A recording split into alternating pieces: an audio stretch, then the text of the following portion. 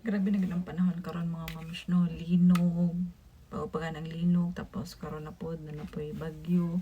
Tapos after sa bagyong Tinon, na napoy super typhoon.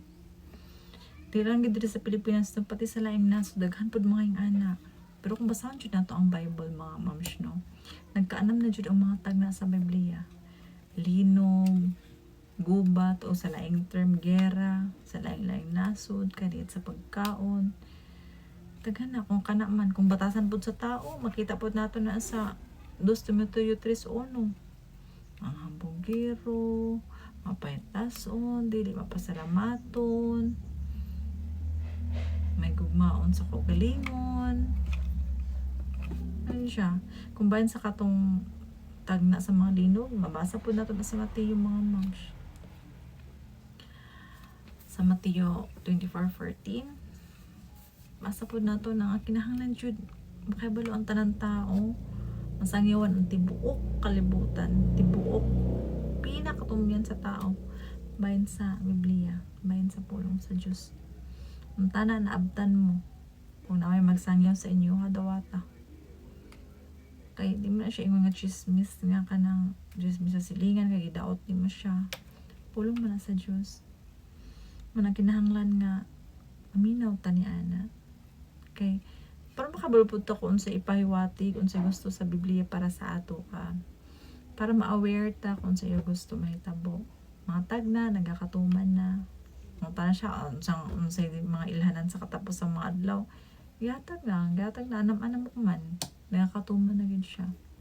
Pero although nga ang kahimtang sa atong palibot ng mga negative, naman po'y saad, no? Nga, nindot po siya nga, nindot na saad sa umaabot. Nindot gud ang saad sa umaabot, mga moms, no? Imagine ni mo, ina sa kuan, pinadayag, 21:4. Nindot kayo ang saad. Pahiran niya ang tanang luha sa ato mga mata. So, dili siya literal na pahiran yun natang luha. Hinungdan sa atong pagluha. So, may hinungdan sa atong mga pagluha. Mga kasakit, mga problema. Labi ng pinaka-worst ka na mamatyan tag minahal. Tapos, ang pinakanindot mga mama siya na ang teksto.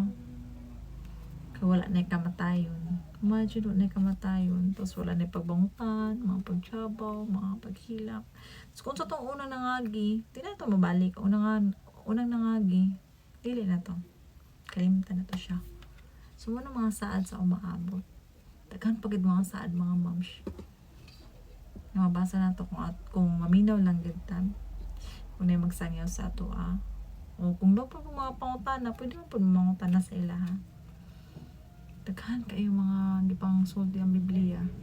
Kung hatagan ng ninyo chance, no? Bayan sa matanon, sa sikreto sa malipayong pamilya, sikreto sa kanang tagbaw nga kalipay, no, kanang dili temporary nga kalipay ba?